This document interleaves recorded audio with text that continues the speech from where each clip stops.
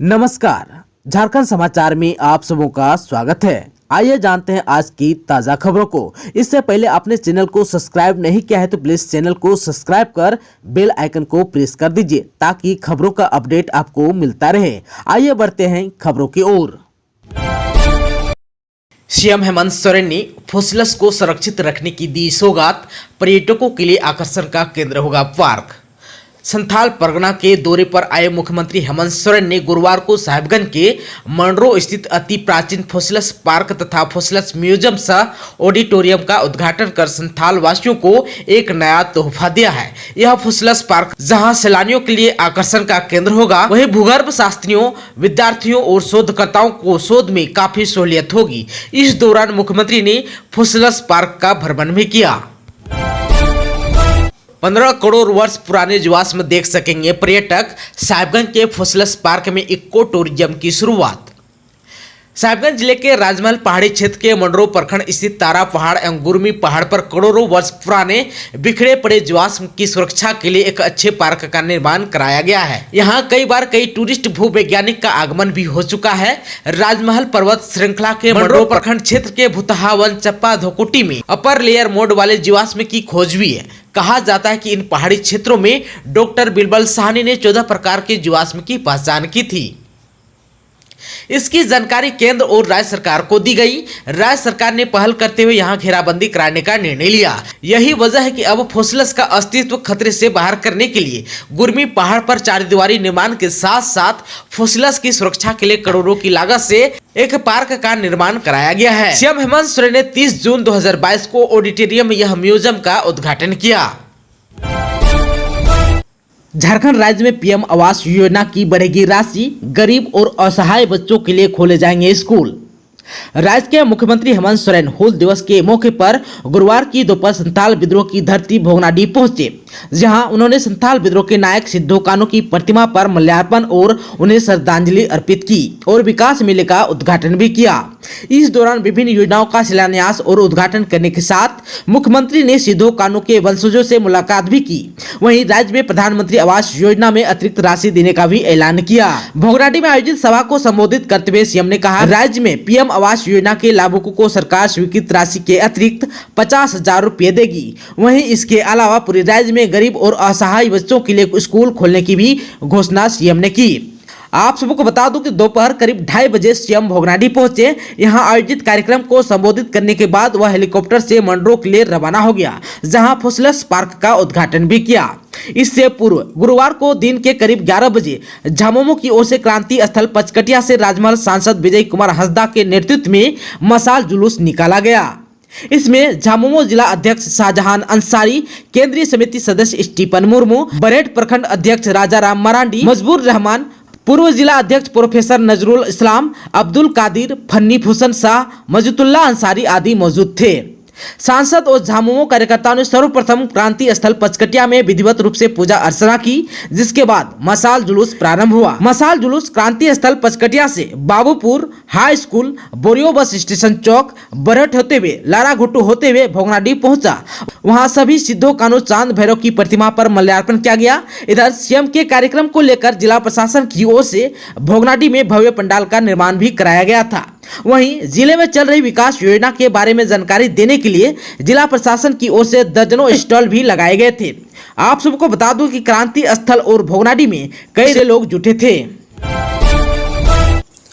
वीर शहीद सिद्धो कान्हू को सीएम हेमंत सोरेन ने किया नमन। बोले, अपने हक की लड़ाई लड़ता रहा आदिवासी समाज। हूल दिवस के मौके पर मुख्यमंत्री हेमंत सोरेन साहिबगंज जिला के भोगनाडीह में अमर शहीद सिद्धो कान्हू समेत अन्य शहीदों को नमन किया। इस मौके पर उन्होंने कहा कि आदिवासी समाज शुरू से ही अपने हक की लड़ाई लड़ता रहा। इसका जीता जागता उदाहरण भोगनाडीह से प्राप्त होता है, जहां के अमर वीर शहीद सिद्धो कान्हू ने अंग्रेजों से आदिवासी समाज के हितों की रक्षा के लिए अपने प्राणों की आहुति दे दी। सीएम श्री सोरेन ने कहा कि आदिवासी समाज ने देश में अपनी अलग पहचान बनाई है। इतिहास के अनेकों कहानियों में इन्होंने अपना प्रमुख छाप छोड़ा है। आदिवासी समुदाय ने समाज के प्रति कर्तव्य का पालन कर अपनी अलग स्थान बनाई है। यह समाज जल, जंगल और जमीन को बचाने में अपनी प्रमुख भूमिका निभाता रहा। कहा कि इतिहासकारों का मानना है कि पृथ्वी के बनने के बाद सबसे पहले जमीन झारखंड के कोल्हान क्षेत्र में दिखी थी। डायनासोर युग के भी कुछ अवशेष यहाँ प्राप्त होते हैं। उन्होंने कहा कि आदिवासी समाज शुरुआत से ही अपने हितों की रक्षा की लड़ाई लड़ रहे हैं। आज से कई 100 साल पहले फूलो झानो, चांद भैरव, सिधो कान्हू जैसे महान आदिवासी नेताओं ने अपने हक की लड़ाई लड़ी और समाज के हित के लिए लोगों को एकजुट किया था। सीएम हेमंत सोरेन ने अमर शहीद सिधो कान्हू द्वार का किया उद्घाटन। मुख्यमंत्री ने हूल दिवस के अवसर पर अमर शहीद सिधो कान्हू द्वार का उद्घाटन किया। इसके बाद अमर शहीद सिधो कान्हू के आवास पर स्थित प्रतिमा का माल्यार्पण किया तथा उनके वंशजों से मुलाकात भी की एवं उन्हें उपहार भेंट किया। मुख्यमंत्री ने उनके वंशजों द्वारा दिए गए ज्ञापनों पर संबंधित पदाधिकारियों को त्वरित कार्रवाई करने का निर्देश भी दिया। इसके उपरांत यानी इसके बाद मुख्यमंत्री ने हूल दिवस के अवसर पर भोगनाटी के अमर शहीद सिधो कान्हू पार्क स्थित सिधो कान्हू, फूलो झानो एवं चांद भैरव की प्रतिमा पर भी माल्यार्पण किया। इस अवसर पर राजमहल सांसद विजय कुमार हंसदास समेत जिला प्रशासन के पदाधिकारी एवं काफी संख्या में ग्रामीण उपस्थित थे। रांची हिंसा मामले में बड़ा फैसला, सीआईडी डीएसपी करेंगे केस की जांच, एडीजी ने जारी किया आदेश। रांची में 10 जून को जुमे के नमाज के बाद उपद्रव, पत्थरबाजी, गोलीबारी की घटना का अनुसंधान अपराध अनुसंधान विभाग यानी कि सीआईडी के डीएसपी महेंद्र सिंह मुंडा करेंगे। सीआईडी के एडीजी प्रशांत सिंह ने इससे संबंधित आदेश भी जारी कर दिया है। अब उम्मीद है कि मंगलवार तक डीएसपी डेली मार्केट थाने में दर्ज मुख्य कांड का विधिवत चार्ज लेंगे। इस घटना के बाद इससे जुड़े विभिन्न थानों में दर्ज अलग अलग 48 कांडों में से केवल एक ही केस के अनुसंधान की जिम्मेदारी सीआईडी को दी गई है। पुलिस मुख्यालय ने पूरे प्रकरण में डेली मार्केट में दर्ज मुख्य प्राथमिकी के अनुसंधान की जिम्मेदारी सीआईडी को दे दी है। शेष कांडों के अनुसंधान की जिम्मेदारी रांची पुलिस के पास ही है। इधर सूचना है कि रांची में दर्ज कांडों में से कुछ और कांड सीआईडी को अनुसंधान के लिए दिए जा सकते हैं। फिलहाल पुलिस मुख्यालय ने इसकी पुष्टि नहीं की है। आप सबको बता दूं कि रांची हिंसा मामले में अब तक 33 आरोपित को भेजे जा चुके हैं जेल। जैक 12 आर्ट्स और कॉमर्स का रिजल्ट में आर्ट्स में खुट्टी और कॉमर्स में जामताड़ा जिला आगे। आर्ट्स और कॉमर्स रिजल्ट में जिला के परफॉर्मेंस की बात करें तो आर्ट्स में खुट्टी जिला सबसे आगे है। यहां का रिजल्ट 99.27% रहा। वहीं कॉमर्स में जामताड़ा आगे है। यहां का रिजल्ट 98.18% है। आर्ट्स में टॉप 5 जिलों की बात करें तो खुट्टी के बाद लोहरदगा, सिमडेगा, हजारीबाग और गुमला शामिल है। वहीं कॉमर्स के शीर्ष 5 जिलों में जामताड़ा, लोहरदगा, लातेहार, हजारीबाग और कोडरमा के नाम शामिल है। झारखंड के 12th आर्ट्स और कॉमर्स का रिजल्ट 2022 के लिए जारी। हजारीबाग की मानसी आर्ट्स और चंदपुरा की निक्की कॉमर्स में टॉपर लिस्ट हुआ जारी।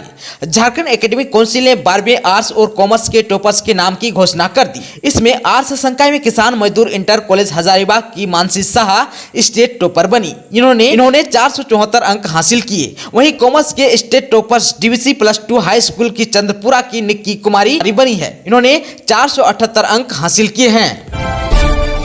इंटर कॉमर्स और आर्ट्स वोकेशनल के रिजल्ट घोषित। प्रथम, द्वितीय, तृतीय को सरकार देगी बड़ा इनाम। बेटियों का इसमें रहा जलवा। झारखंड एकेडमिक काउंसिल ने इंटर कॉमर्स और कला संकाय का परीक्षा परिणाम घोषित कर दिया। इंटर वोकेशनल विषयक परिणाम भी जारी कर दिया गया है। झारखंड के शिक्षा मंत्री जगन्नाथ महतो ने गुरुवार को परीक्षा परिणाम जारी किया। इस मौके पर काउंसिलिंग के चेयरमैन डॉक्टर अनिल महतो और सचिव महिप कुमार सिंह भी मौजूद थे। शिक्षा मंत्री ने ऑनलाइन इस परिणाम को जारी करते हुए सभी सफल छात्रों को बधाई दी। आप सबको बता दूं कि 21 जून को झारखंड बोर्ड की ओर से 10वीं और इंटर साइंस का परिणाम भी जारी किया गया था। झारखंड एकेडमिक काउंसिल की ओर से कहा गया है कि परीक्षार्थी अपना परीक्षा का परिणाम jackresult.com या jack.jharkhand.gov.in पर देख सकते हैं। यह दोनों लिंक काउंसिलिंग की वेबसाइट का है। आप सबको बता दो कि इंटर कला और कॉमर्स विषयक परीक्षा में 2,16,000 स्टूडेंट शामिल हुए थे। इस बार झारखंड एकेडमिक काउंसिल की ओर से परीक्षा परिणाम में प्रथम स्थान लाने वाले स्टूडेंट को 3 लाख रुपये, दूसरा स्थान लाने वाले छात्र को 2 लाख रुपये और तीसरा स्थान लाने वाले छात्र को 1 लाख रुपये पुरस्कार देने की बात कही है। झारखंड के कई जिलों में अगले 3 दिनों तक बारिश के आसार, मेघ गर्जन के साथ होगा वज्रपात। झारखंड में पूर्वी पश्चिम टर्फ लाइन के असर से आने वाले 3 दिनों तक कुछ जगहों पर भारी बारिश और कई अन्य इलाकों में हल्की बारिश के आसार हैं। बुधवार को देर रात तक राज्य के उत्तरी एवं मध्य भाग में कुछ स्थान पर भारी बारिश हुई और कहीं कहीं हल्की बारिश हुई। आप सबको बता दूं कि 1 जुलाई को यानी कि आज संथाल परगना के 6 जिले यानी कि देवघर, दुमका, गोड्डा, पाकुड़, साहेबगंज और जामताड़ा सभी 6 जिले और दक्षिणी पश्चिमी भाग में यानी कि गुमला, सिमडेगा, चाईबासा जिलों में कुछ जगहों पर भारी बारिश के आसार हैं। मौसम केंद्र के वैज्ञानिक अभिषेक आनंद ने बताया कि आगे मानसून की ओर सक्रिय होने से राज्य में मौसम बारिश के अनुकूल होगा और धीरे धीरे बारिश का दायरा बढ़ेगा। इधर जो है बुधवार को रांची, खुट्टी, लोहरदगा, सिमडेगा, मेदिनीनगर, चतरा, लातेहार, रामगढ़, गोड्डा, बोकारो, हजारीबाग, कोडरमा, पूर्वी एवं पश्चिमी सिंहभूम, सरायकेला, खरसावां, गिरिडीह, देवघर, दुमका जिला में कुछ जगहों पर अच्छी बारिश हुई। आप सबको बता दूं कि पिछले 24 घंटे के अंदर राज्य में धनबाद में सबसे ज्यादा 76.2 मिलीमीटर बारिश हुई। इसके अलावा साहिबगंज में 41.0, बड़की सुरैया में 36.4, डुमरी में 27.4, सतगांव में 26.0, चाईबासा में 22.1, बोकारो में 17.5, मेदिनीनगर में 14.6, गढ़वा में 13.5 मिलीमीटर बारिश हुई। राज्य में सबसे अधिक उच्चतम तापमान जमशेदपुर में 35.8 डिग्री सेल्सियस रिकॉर्ड किया गया, जो कि सामान्य से 3.2 डिग्री सेल्सियस ज्यादा रहा। मेदिनीनगर में 32.2 और रांची में तापमान 30.8 डिग्री सेल्सियस रहा। झारखंड में पारा शिक्षकों पर हेमंत सरकार का बड़ा फैसला, जुलाई से मिलने लगेंगे लाभ, आकलन परीक्षा 31 जुलाई तक। पारा शिक्षकों के मानदेय वृद्धि के लिए आकलन परीक्षा 31 जुलाई तक होगी। परीक्षा के 20 दिनों पहले विज्ञापन भी जारी कर दिया जाएगा। झारखंड एकेडमिक काउंसिल के अध्यक्ष अनिल कुमार महतो ने इसकी जानकारी बुधवार को झारखंड राज्य प्रशिक्षित सहायक अध्यापक संघ के प्रतिनिधि मंडल को दी। उन्होंने बताया कि कक्षा 1 से 5 के पारा शिक्षकों के लिए 200 अंकों एवं कक्षा 6 से 8 के शिक्षकों के लिए 250 अंकों की परीक्षा आयोजित होगी। परीक्षा का सिलेबस राज्य सरकार द्वारा जारी किया जाएगा। इससे पहले प्रतिनिधि मंडल ने शिक्षा सचिव राजेश शर्मा से मिलकर राज्य के पारा शिक्षकों के विभिन्न समस्याओं की जानकारी दी। सचिव ने कहा कि सहायक अध्यापक सेवा शर्त नियमावली राज्य में पूरी तरह लागू कर दी गई है। अवकाश तथा चिकित्सा अवकाश पूर्ण रूप से पारा शिक्षकों को दिया जाना है और प्रशिक्षित पारा सहायकों को प्रशिक्षित पारा शिक्षकों के समान सुविधा देने के संबंध में उन्होंने कहा कि झारखंड उच्च न्यायालय के आदेश आने के बाद ही सरकार इस पर कोई निर्णय लेगी। प्रतिनिधि मंडल ने झारखंड शिक्षा परियोजना परिषद के प्रशासकीय पदाधिकारी जयंत मिश्रा से मुलाकात की। उन्होंने प्रतिनिधि मंडल को बताया कि पारा शिक्षकों की सेवा पुस्तिका एवं 4% वार्षिक बढ़ोतरी का लाभ जुलाई माह से मिलेगा। पारा शिक्षक कल्याण कोष के लिए अगले सप्ताह बैठक आयोजित की जाएगी। शून्य बायोमेट्रिक मानदेय का भी भुगतान शीघ्र कर दिया जाएगा। प्रतिनिधि मंडल में शामिल संघ के प्रदेश अध्यक्ष मोहम्मद सिद्दीकी शेख, महासचिव विकास कुमार चौधरी एवं प्रधान सचिव सुमन कुमार सिंह ने संयुक्त रूप से कहा कि सीटेट को जेटेट के समान लाभ नहीं दिया जा रहा है। झारखंड में तेजी से बढ़ रहा है कोरोना, संक्रमित मरीजों की संख्या 300 के पार, सरकार ने जिलों को कराया अलर्ट। स्वास्थ्य विभाग ने कोरोना के बढ़ते केस को देखते हुए सभी जिलों को अलर्ट करते हुए इसके संक्रमण की रोकथाम को लेकर आवश्यक उपाय करने को कहा है। विभाग के अपर मुख्य सचिव अरुण कुमार सिंह ने सभी उपायुक्तों को पत्र भेजकर कोरोना की जांच तथा टीकाकरण की गति बढ़ाने के भी निर्देश दिए हैं।